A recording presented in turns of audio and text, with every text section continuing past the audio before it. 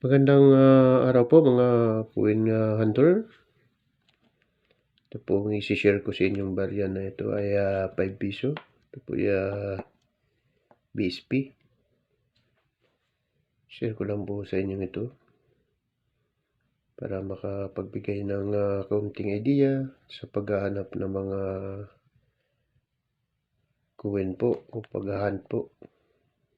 Hunt na hunt lang po para makuha yung barya na ating gusto makuha. Kagaya nito po. Nahan ko po sa tindahan. Ito po yung PSP. 5 piso. So, hunt lang po. Kung bago ko umpisa ng pagtalakay nito, kung may gusto po kayong mag-subscribe sa channel ko, mag-subscribe po kayo.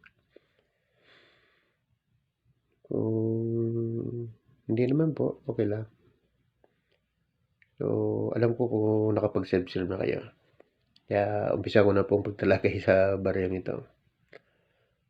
Ito po yung BSP 5 piso, Republika ng Pilipinas, 5 piso, year 2001. Error coins po itong baryang ito. Yan. Ito po yung overs o harapan. So, ito po yung letter P, may takip. Letter E, letter P, letter P ulit, letter P. Saka ito po yung number 2. Yan. Error po yun. Kasi dapat wala po mga takip yung mga hindi siya natatakpan po. May butas yan. So, ito naman po yung reverse.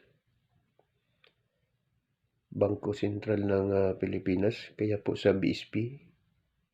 Kaya Bangko Sentral ng Pilipinas po siya.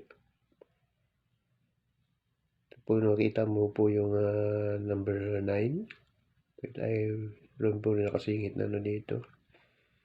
Na extra metal. Ganoon din po sa letter E. Dito naman sa pagitan ng letter is saka letter E. May nakasingit po na metal. Sa letter E may nakatakip. Dito naman nasa plug side niya mayroong nakasingit rin na extra metal. Dahil po sa dive brake po yan. Kaya nagkaganyan po. So, dito naman, makikita dito yung guhit. Yan. Guhit po na maikang yan. Ito naman po yung guhit na mahaba. Ito po yung tinatawag nila na die crop. Yan po.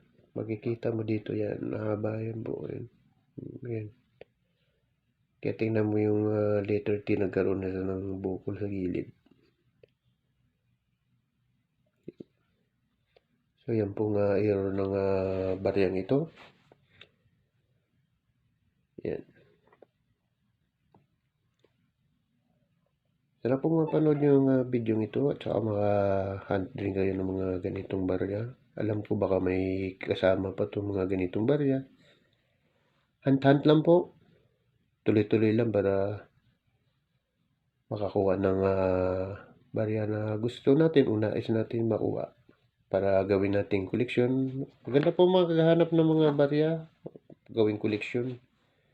Nakakawala po siya ng stress. Pag nakaipon ko na ng mga marami-rami na po ng mga barya na gusto mong makuha sarap po sa pakiramdam. Di po ba? So hanggang dito na lang ang video ito mga ka-hunters. Sana po nakapagbigay ko ng kunting idea. Sana po mag-subscribe kayo sa channel ko. Huwag lang po maingay. Maraming pong salamat sa inyong lahat. Paalam na po.